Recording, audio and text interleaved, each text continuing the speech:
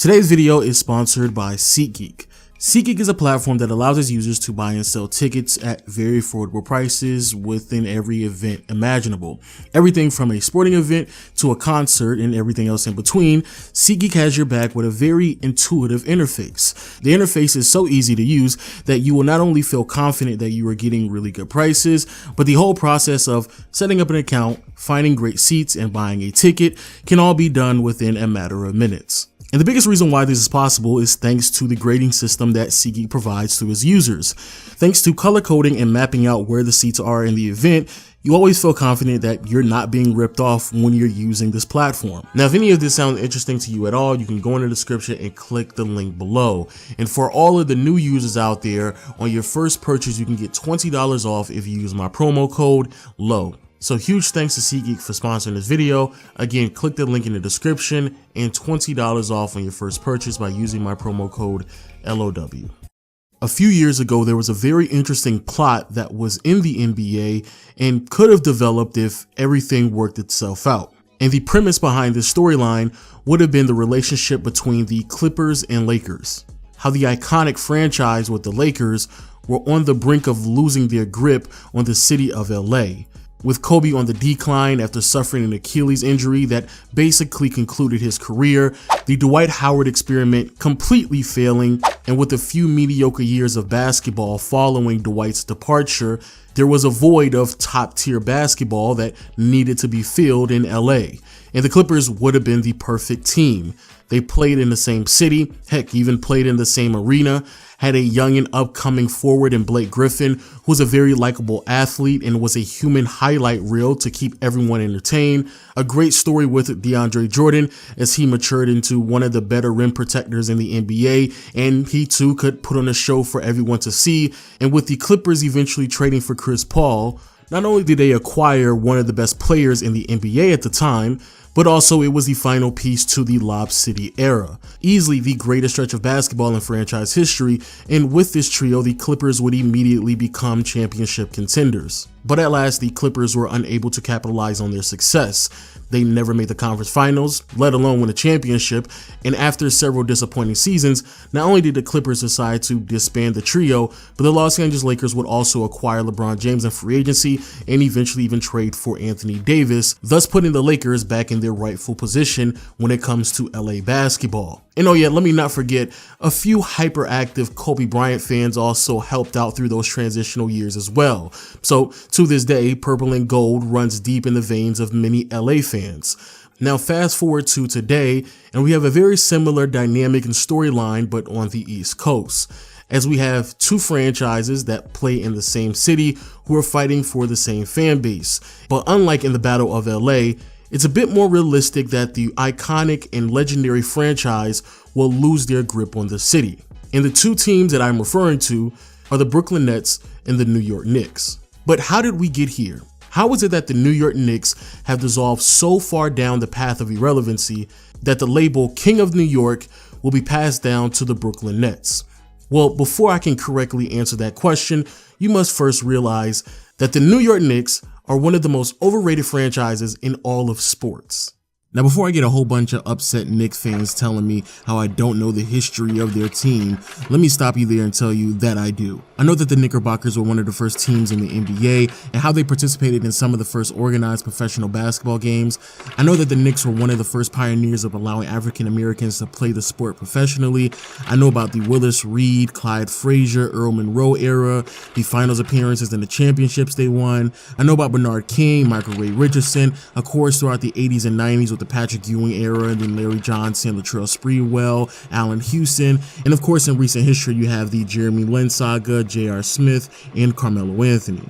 However, there are two big components to why the Knicks franchise is just completely overrated. For starters, a lot of the accomplishments that I just listed off happened decades ago. We're talking about a franchise for the past 20 years that have not only been the worst team in the NBA with a winning percentage of only 41%, but also one of the worst franchises in all of sports. The lack of winning has been consistent, and even if the Knicks make the playoffs, more than likely it is a first-round exit. And then the second part is, even if we look at the amount of success that the Knicks have achieved since they've been in the NBA, it's still not that impressive. Teams such as the Miami Heat, San Antonio Spurs, and the Golden State Warriors have accomplished just as much, if not more, in the last 10 to 15 years than the New York Knicks throughout their entire existence. So why are so many people familiar with this legendary franchise? Well, it's because the Knicks are located in New York, the Mecca, the Apple, the city that never sleeps. And because of the culture, community, fan base, and the electric energy that you can find at Madison Square Garden, that is a huge reason why so many people are consumed with Knicks culture. But this year, very similar to previous off seasons, just being in New York wasn't enough to convince any big-time free agents to sign with the Knicks. And normally the Knicks striking out in free agency really wouldn't be that problematic, as it has happened multiple times in recent memory. But this time, the repercussions could be a bit more severe than in previous years. See, the Knicks throughout the regular season positioned themselves to make a big splash in this year's free agency class. But unfortunately, the decisions that were needed to be made to put the Knicks in said position came with a level of risk that really is detrimental to any type of growth that we would want to see from this organization. As New York fumbled the relationship with their young forward in Kristaps Porzingis, the only bright spot that the organization has seen in really the last 10 to 15 years, thus having Porzingis push for a trade in which they accommodated him with his demands, sending him to the Mavericks, and also in return receive some cap flexibility. So in some ways it came across that this could be a potential positive for the team, but again, as we all know now, they didn't do anything of significance with that cap space. Then after trading Porzingis, the Knicks finally decided to commit to tanking. Unfortunately though, this is the wrong year to make said commitment, as this was the first year in the NBA lottery reform in which the odds that teams would normally have changed drastically.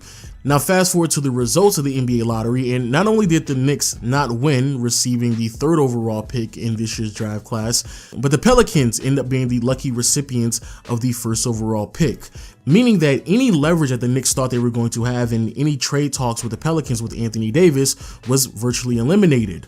Also, the Lakers moved up significantly in the lottery and actually received the 4th overall pick, utilizing that pick as well as other draft picks and some of their young players in getting Anthony Davis. And then you have Kevin Durant, who was entering this offseason as arguably the most talented free agent that the league had to offer, but unfortunately suffered a torn Achilles during his postseason run, potentially changing his outlook on the decision that he was set to make during the summer. But in my opinion, the biggest blow to the New York Knicks happened when the Brooklyn Nets became a free agent destination, as they traded away Allen Crabbe, freed up enough cap space, and positioned themselves to acquire 2 big name free agents while still retaining a lot of young complementary pieces. Now, since I brought up Brooklyn, to be fair, it's not like the Nets have the greatest track record throughout their history. Ever since the Nets were absorbed during the NBA and ABA merger back during the 70s, at best we're talking about a mediocre franchise who peaked in the early 2000s with a couple of finals appearances. However, expectations changed pretty significantly once the Nets relocated to Brooklyn. With a new arena, owner, general manager, and attitude, the Nets immediately attempted to build a team that could potentially win a championship. Unfortunately, in the process, they lost a lot of draft picks, spent way too much money, and the outcome was a team that could only produce a marginal amount of success. But since then, there has been a silver lining. Once ex-GM Billy King stepped down and Sean Marks took over, the Nets have had one of the more impressive rebuilds throughout the entire NBA. Because without having a lottery pick since 2010, somehow Brooklyn entered this year with one of the better young cores in the NBA, led by D'Angelo Russell, Karis LeVert, and Jared Allen. And even with injuries being sustained throughout the season, the young team still found themselves finishing with a winning record and a playoff berth. Granted, the Nets were knocked out in the first round, but experience is very key and important to building the confidence of a young team. Which is why it did not surprise me at all when the news broke that Kyrie Irving, Kevin Durant, and DeAndre Jordan were going to take their talents to New York. But instead of playing with the Knicks, they were going to suit up with the Nets, which makes sense.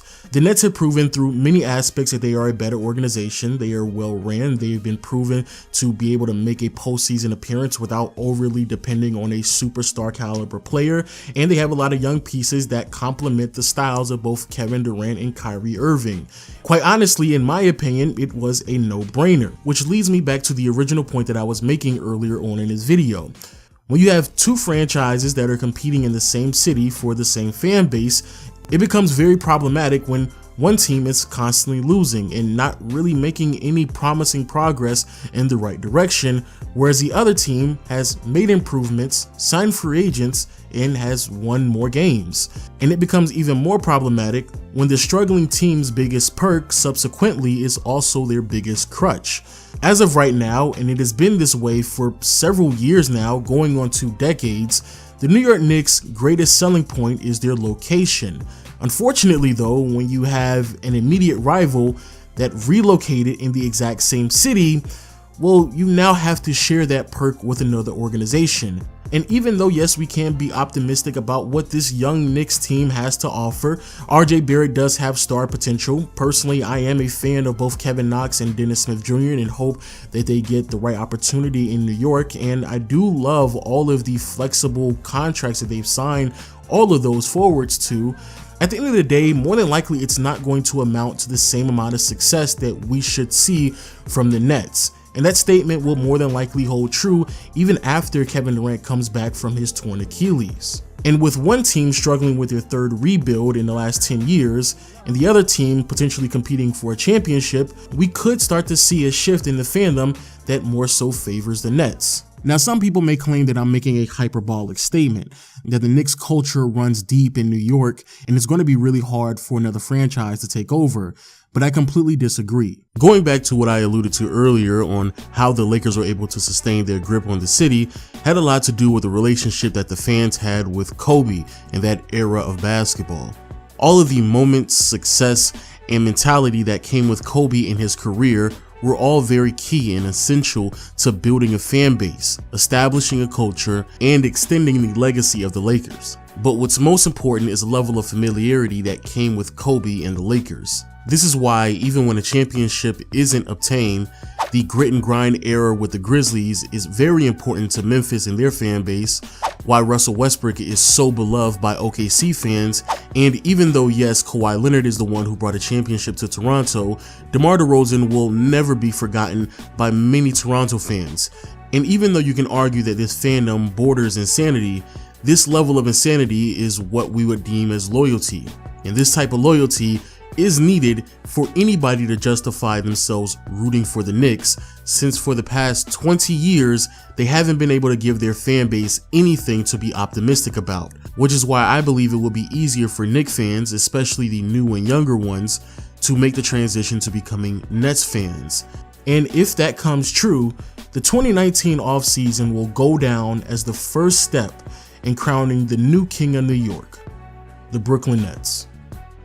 So with all that being said, people, please let me know what you think about the video in the comment section below. I got a lot of people in my last video, or at least a lot of Knicks fans, wanting me to elaborate on why I gave them an F, and I thought it was pretty obvious, but I guess there needed to be further explanation, so here you go. Also, huge shout out to SeatGeek for sponsoring the video. Make sure you click the link in the description as always, and I will see you all next time. Peace.